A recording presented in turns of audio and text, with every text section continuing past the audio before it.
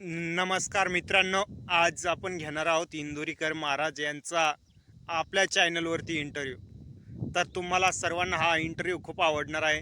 त्यासाठी चॅनलला सबस्क्राईब करून ठेवा आणि व्हिडिओ शेवटपर्यंत बघा. तर चला घेऊया इंदोरीकर महाराज यांचा इंटरव्ह्यू.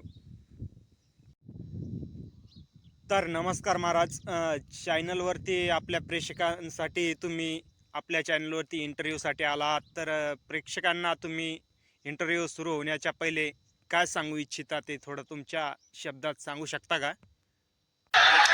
सिटीवाले कीर्तनाला बसलेले महिला, पुरुष, बचत गटाच्या बाया, अंगणवाडीच्या बाया, कामाला जाणाऱ्या बाया, महिला आघाडीच्या बाया, सासऱ्याला उपाशी मारणाऱ्या बाया, कॉलेजच्या पोरी, पळून जाणाऱ्या पोरी, बाप कीर्तनाला बसलेले दारुडे, बिरुडे, बेवडे, बिवडे, जुगारे, बिगारे, आकडा लावणारे, मटका खेळणारे, मी प्रियशीच्या बहिणी भावाचा मार खाणारे, बापाला उपाशी मारणारे. उद्या कोणी म्हणायला नको आपलं नाव घेतलं नाही.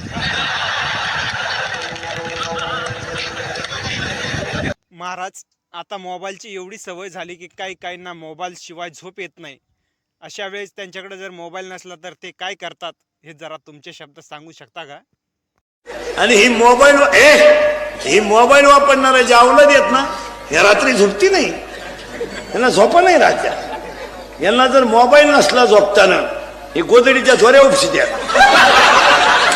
महाराज, आता नवीन पिढीचे मुलं, नवीन पिढीचे तरुण आपले वाढदिवस कुटुंबात सोबत साजरं करण्याऐवजी मित्रांसोबत कुठेतरी रस्त्याला, डांबरीवरती, पटांगणात साजरा करता. याबद्दल तुमचं काय मत आहे? थोडं आपल्या प्रेक्षक वर्गांना.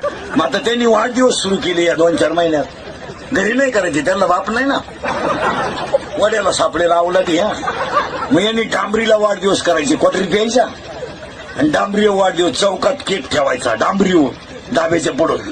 त्या केकवर सामुदायिक मुतायचं, सगळ्यांनी एकत्र संगत चेन खोलायची, संगत मुतायचं आणि तो मुतन केक एकत्र करायचा आणि मग तो एकमेकाच्या तोंडात घालायचा. Happy birthday to.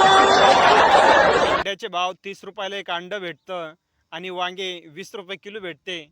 तर याबद्दल तुमचं काय मत आहे? जरा आपल्या प्रेक्षक वर्गाला सांगू शकताय का? 40% माळकऱ्यांनी माळा काढल्या, कोणीतरी झक मारली, अंडे खाल्ल्यावर कोरोना होत नाही. वांगे दिले सोडून, हा ना अंडे. कुठली मंडी आली अंड्यावर? वांग 20 रुपये किलो, तर अंड 13 रुपयाला येत. बरं, ते माल काढीत नव्हतं, ही खुडीची.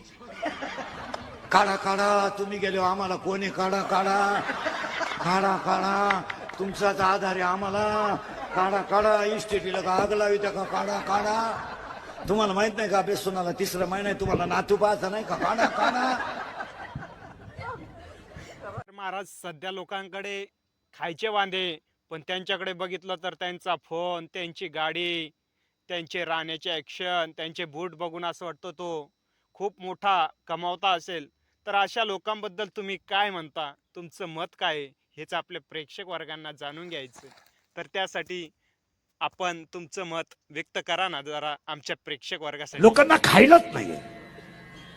नुसत्या गाड्या, बंगले, भारी कपडे, पांढरी केस काळी करायची, भारी मोबाईल घ्यायचे, बायको सोन्यानं वाकवायची.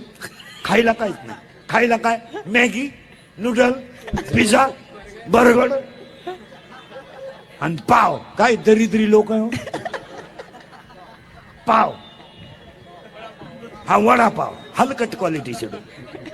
पाणीपुरी 30 रुपयाला 6 पुऱ्या. काही काही ते इतके बिंडो घेत बंगल्यात राहतात, पोहे खायला डांबरे. महाराज, आजकाल काय चाललं माहितीये का? लोक कॅमेरे घेऊन तुमच्या कीर्तनासाठी जास्तच येतात, मोबाईलमध्ये तुमचे व्हिडिओ जास्तच काढतात. यामुळे तुम्हाला काय वाटतं नेमकं? हे कॅमेरावाल्यांबद्दल तुम्हाला काय म्हणायचं? थोडं आपल्या प्रेक्षक वर्गांसमोर सांगू शकताय का प्लीज? ही कॅमेरावाली मंडळी अशी विचित्र आहे महाराज. ही 2 तास कीर्तन नेती आपली, पण अख्खं युट्यूबला टाकीत नाहीत.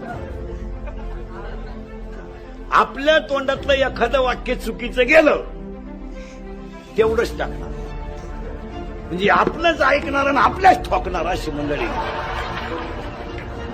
त्याचा परिणाम काय होतो महाराज? हसण्यावारी गोष्टी नेऊ नका, काही काही गोष्टींमध्ये त्याचे समाजावर परिणाम होतात.